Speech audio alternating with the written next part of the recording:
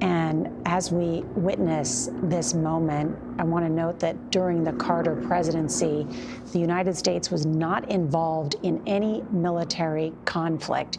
And the former president told Leslie Stahl of 60 Minutes in 2010 that this was not just of circumstance, but also his belief in how America should assert its influence.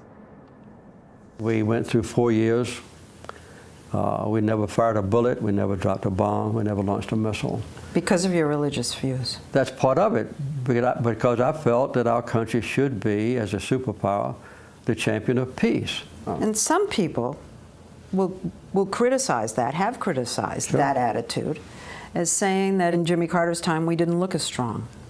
We didn't look like a superpower. There's no doubt that usually a president's public image is enhanced by going to war.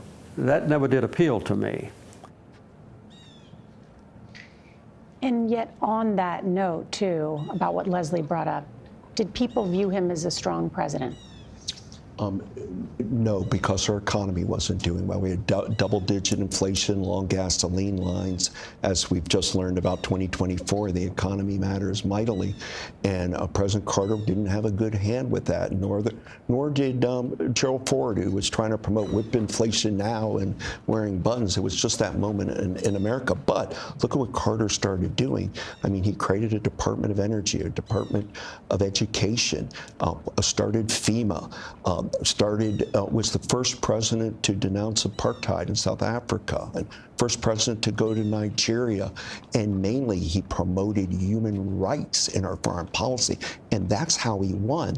But the Leslie Stahl clip is because he told the Soviet Union, the Kremlin, you're going to follow the Helsinki Accords. What are your human rights records? Why in Russia don't you allow Bibles? Why aren't synagogues open? And he embraced Jewish dissidents that came out of Russia and said, you're welcome here in America, or helped with Israel.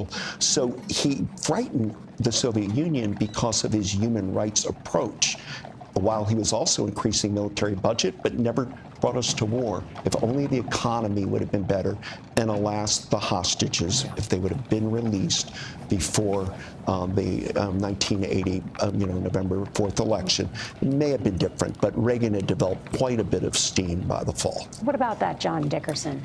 Well, Carter, just to pick up on that, the hostages, that in the foreign policy realm, you know, presidents are bedeviled by the idea that they can, just through the sheer sort of superhero power of the office, can get things done.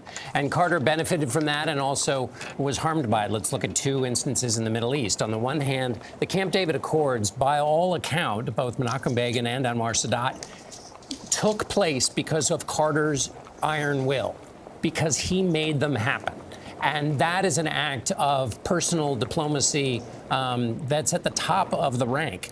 Then you look at what he tried to do in solving the hostage crisis, where he made a very, both for political reasons, but also because he believed it was a part of his relationship of transparency and honesty with the American public. He laid it all on the line that he was going to get those hostages out. And he worked diligently, but unsuccessfully. And while he initially had a strong public approval and support, after the hostages were taken, that withered. And so at the end of his presidency, not only was the economy in the doldrums, but of course, there was this global position of America in weakness. And think, this is America after winning the Second World War. Then there's Vietnam, Korea. It's the Cold War against the Soviets. So the stakes are very high. And so seeing the United States in a weakened position in the Middle East was, a part of a kind of national sense of weakness. But in terms of Carter's position in the presidency, the Carter Doctrine, which he authored, said that anybody who takes military action in the Gulf would be treated as if they were attacking the United States. This was a signal to the Soviets. So when he was creating peace between Israel and Egypt, it was not just about those two countries. It was about the major power conflict with the Soviets. And to lay out the Carter Doctrine is not a wimpy thing to do. It is a flex of American military power that is also a part of his legacy. It's an interesting point about how the short lens of history versus the long lens of history judges a presidency. And President Carter and the Iranian hostage crisis, that occurred because he allowed the exiled Shah of Iran into the United States to receive medical services. The militants then captured 52 American hostages. That lasted more than 440 days. But describe that, David, because until the very final hours of his presidency, Jimmy Carter is working the phones, working to bring those hostages home. Well, Nora, he humanized the hostages. He learned everything about them, not just them as individuals that were held hostage, but who their spouse was, their mothers, their fathers. He took everybody's phone calls, and he was determined to bring them all back alive. That was the goal. He would later tell me, look, I could have bombed Tehran and say we're at war there and gone up in the polls. But he was serving, as he mentioned there, a religion in a way. He was putting his Christian values. And it's a strange and unusual moment where he's saying we're not going to lose people. And then he got the helicopter rescue mission. And he would later say, God, there should have been one more helicopter because a dust storm took it up. This was in April of 1980, that rescue mission. Yeah. 8 U.S. service members killed in that mission, 3 of those 8 helicopters failing. And that cost a lot. And Cyrus Vance, his Secretary of State, stepped down, and Ed Muskie had to become, eventually there became a feeling that rescue mission, look at with President Barack Obama with Operation Neptune Spear, we got Osama bin Laden. The operation worked. It helped his reelection, Obama, because of that. Where with Carter, that rescue mission failed, and it cost him a lot of political capital. And many people think for Joe Biden, the deaths that occurred in the withdrawal from Afghanistan were devastating, not only to his record as a foreign policy statesman, but also hurt other candidates in that midterm elections. Nora, when the president said, he took great pride, no bullet was fired, no bomb was dropped, and all of that, I still think that his most significant achievement was the Camp David Accords, where he brought peace between Israel's strongest adversary, Egypt, and took them right off the battlefield. How many lives were saved as a result of that? Because what would have happened had that gone on. And I think it was probably the most significant, not economic, but development on foreign policy of my lifetime, quite frankly. To this day. Excluding World War II, because I was alive. He called it the Holy Land, Israel, and he knew every nook and cranny of Israel.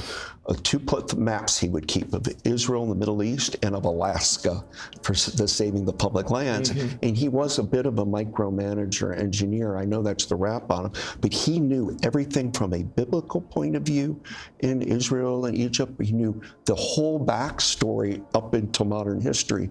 And I was always amazed as a governor, he took the time to go to Israel and meet Golda Meir, who he really wanted to see. And so he became a student of the Middle East, and his biggest frustration is that Palestine didn't get created. He had a complicated legacy post-presidency on Middle Eastern affairs. Bob, you've covered so many presidents.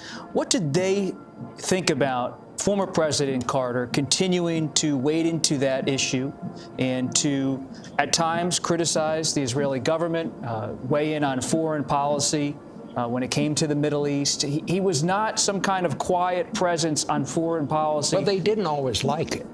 They felt like he was meddling in their business, and sometimes they didn't say so in so many words, but they were sometimes uncomfortable with it. Having said that, I think history has shown that what he did was good. I mean, and there's that photo we're looking at right there of the President's Club, and you can see a bit of distance between President Carter and President Clinton. Doug, did that reflect attention, or was it just the photograph of the time? There's some tension there. He wanted to be his own person. He was not close to President Bill Clinton, per se. Governor Clinton and Attorney General Clinton of Arkansas always disliked getting, putting boat lift people into Arkansas. There was no level officer there. And George Herbert Walker Bush he became pretty close to. The friend of, it was James Baker, Secretary of State, and Carter would go hunting together, have prayer services together. They love each other. Secretary Baker's still with us to, watching hopefully right now. And Baker and Carter were tight. And it was Baker and Bush 41 that let Carter and worked with him to monitor elections in Nicaragua, again, or Panama. But alas, Carter was opposed to the first Gulf War. And he put his gauntlet down on that. And that lost the trust of Bush 41 foreign policy team. Well, we know James Baker is a big fan of CBS, so we hope he is watching.